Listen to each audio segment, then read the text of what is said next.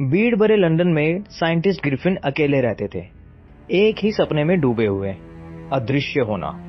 वह खुद को बंद कर लेते थे केमिकल्स और पुरानी किताबों से घिरे दुनिया को इग्नोर करते हुए।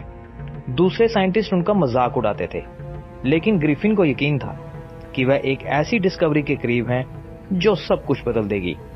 उन्होंने सोचा कि इनविजिबिलिटी से कितनी पावर और फ्रीडम मिलेगी।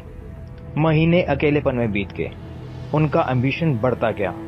आखिरकार एंडलेस एक्सपेरिमेंट के बाद ग्रिफिन ने एक कलरलेस लिक्विड बनाया। उन्हें लगा कि ये उन्हें अदृश्य कर देगा। वह उस लिक्विड को घूरते रहे, डर और एक्साइटमेंट के बीच फंसे हुए। रिस्क जानते हुए भी उन्होंने वह पोशन पी लिया।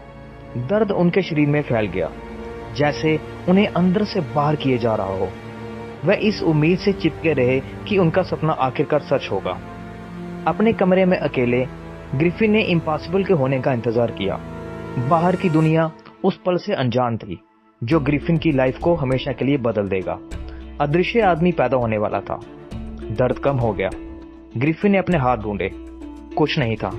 वह अदृश्य थे। खुशी उनमें उमड़ पड़ी। वह कुछ भी कर सकते थे, कहीं भी जा सकते थे, अनदेखे। लेकिन रियलिटी जल्दी ही सामने आई।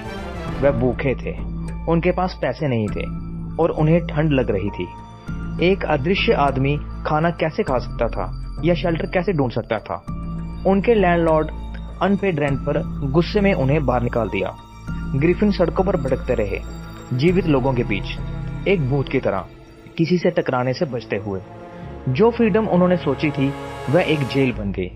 वह खा नहीं सकते थे, सो नहीं सकते थे, ना ही किसी से बात कर सकते थे। उन्होंने दूसरों को हंसते और जीते देखा, लेकिन वह बिल्कुल अकेले थे। दुनिया उनकी थी, लेकिन वह उससे कट चुके थे। उनकी बड़ी सक्सेस उनकी सबसे बड़ी फेलियर बन गई थी। ग्रिफिन को रियलाइज हुआ कि इनविजिबिलिटी एक गिफ्ट नहीं बल्कि एक कर्ज था। वह एक अजूबा थे, लेकिन एक बेताब भूखे आदमी थे। जिस सपने ने उन्हें ड्राइव किया था, अब उसी ने उन्हें खोया हुआ और अकेला छोड़ दिया था। बेताब होकर ग्रिफिन एक डिपार्टमेंट स्टोर में घुस गए। जैसे ही वह बंद हुआ, उन्होंने अंदर दावत उड़ाई और गर्म कपड़े पहने। आखिरकार कंफर्टेबल हुए। वह नरम रजाइयों के बीच सो गए, एक ऐसी लाइफ का सपना देखते हुए जहां वह अदृश्य और सेफ दोनों हो सकें। लेकिन सुबह डिजास्टर लेकर आई। वर्कर्स आ गए और ग्रिफिन घबरा गए। उनके टहलते हुए कपड़ों ने उन्हें डरा दिया। भागने के लिए उन्होंने हर लेयर उतार दी। फिर से अदृश्य हो गए। नंगन और अनदेखे वह ठंड में भाग गए। शहर अब सेफ नहीं था। उन्हें अब हंट किया जा रहा था। ग्रिफिन का छोटा सा कंफर्ट गायब हो गया। उसकी जगह डर और बेचैनी मिली।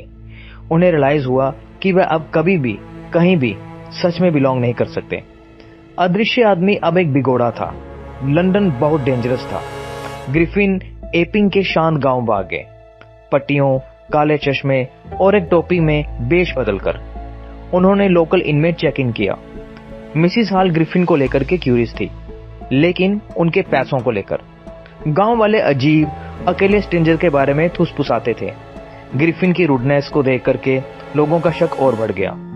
अजीब आवाजें और खाली कमरे ने मिस्ट्री को और गहरा कर दिया। लोग सोचते थे कि वह एक क्रिमिनल था या फिर कुछ और। ग्रिफिन की शांति की उम्मीद टूटती पड़ गई, जैसे उनके चारों ओर डर बढ़ता गया। उनके वेश ने उन्हें और भी अलग कर दिया। जिस गांव ने सेफ्टी का वादा किया था, वह एक और जेल बन गया। ग्रिफिन का सीक्रेट खुल रहा था। क्लर्जीमैन के घर पर चोरी और फर्नीचर का हिलना डुलना, इसने गांव वालों को यकीन दिला दिया कि कुछ सुपरनैचुरल काम चल रहा था। कांस्टेबल ग्रिफिन को अरेस्ट करने आया, लेकिन क्या हुआ आप भी देखिए। तुम देखना चाहते हो कि मैं कौन हूं? तुम देखोगे? उन्होंने चिल्लाया, डरी हुई भीड़ के सामने खुद को खोलते हुए।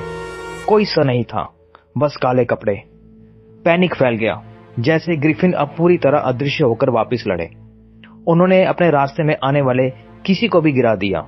अपनी पावर का इस्तेमाल नुकसान पहुंचाने के लिए किया। ग्रिफिन ने एक लिमिट क्रॉस कर दी थी।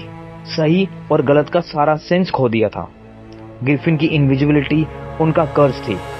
वह दुनिया के लिए और खुद के लिए खो गए थे।